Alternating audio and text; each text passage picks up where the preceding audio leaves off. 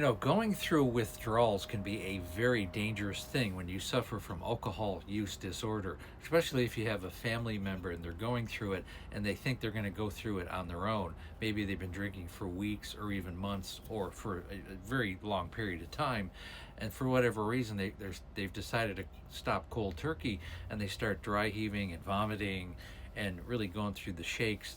Their face turns red.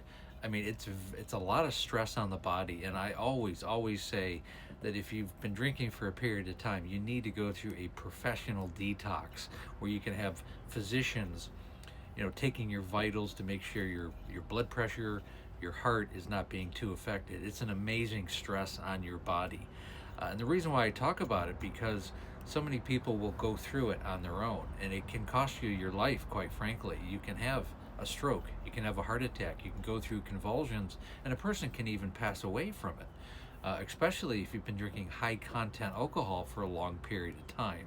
It's just something, it's an abuse on your body that you really shouldn't be doing. I know one case with my wife, and I talk about this because I was married to my wife, who was an alcoholic for 25 years, and unfortunately she succumbed to the disease about 4.5 years ago. But there was one incident. I mean, the first time I went through with her, I was very confused as to what was going on. So it's important for family members to listen to this, as well as alcoholics. Now, I think this would have been around 2007, 2008. I just bought this huge house in Escondido, California. I bought it to flip, and it was just before the market was beginning to crash, and we were trying to sell it. So we ended up having to move into it because I couldn't sell it. I had another house in Temecula. Anyways, the stress of that, I think, caused Amanda, for whatever reason, to drink a lot for a period of that period. It was like 3 or 4 months where she was just drinking heavily every day, and I was so busy working on the house and trying to get it up for sale that I wasn't paying enough attention.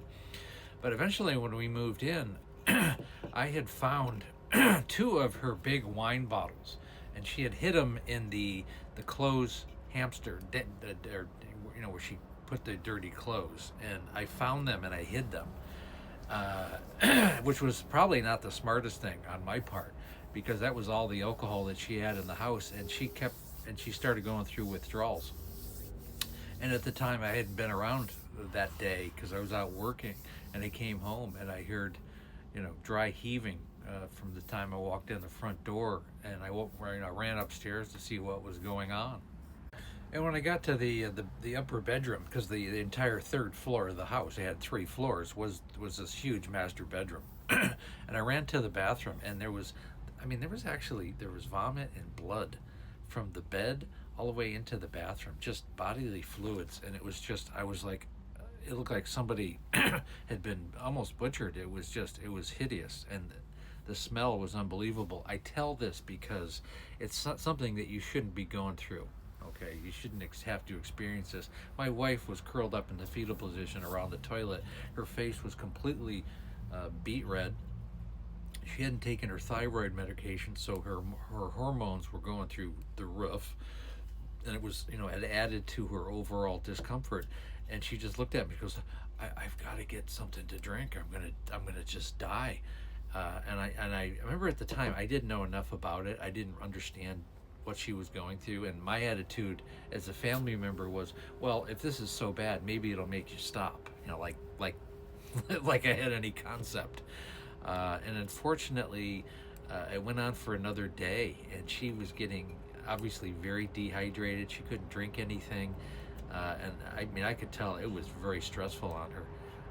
Eventually I had to call 911. I had to get an ambulance to come out, and they ended up taking her to the hospital. They gave her IVs, explained to her what the situation was, and she was actually in the hospital for about 3 days because of it.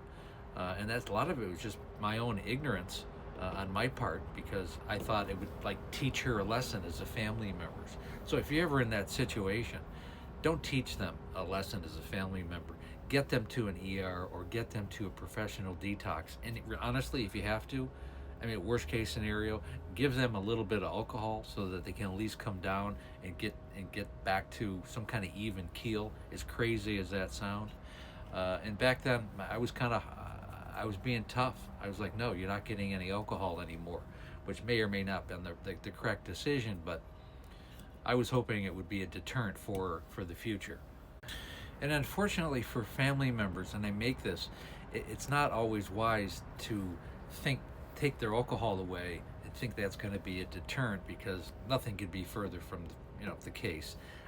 I think she might have gone maybe 2 weeks to 3 weeks before she started drinking again after that incident, and it was a life or death incident. It was just absolutely abysmal what she had to go through, and to watch her have to go through that as a family member was very, very sad. But I learned a lot from that, and I realized, shortly thereafter, within a few years, I mean, instead of making her go through that, or her allowing herself to go through that, we took her to detoxes and to rehabs, which is not always the answer. But it's just more like a PSA. If you have a loved one, make sure they go to detox.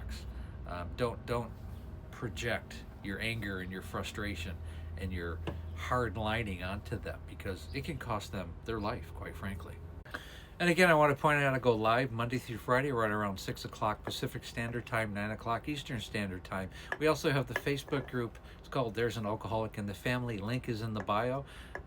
Great group to, if you have any questions, if you're an alcoholic or a family member. And again, my wife's memoir, Amanda, A Cautionary Tale of Alcoholism, is now out.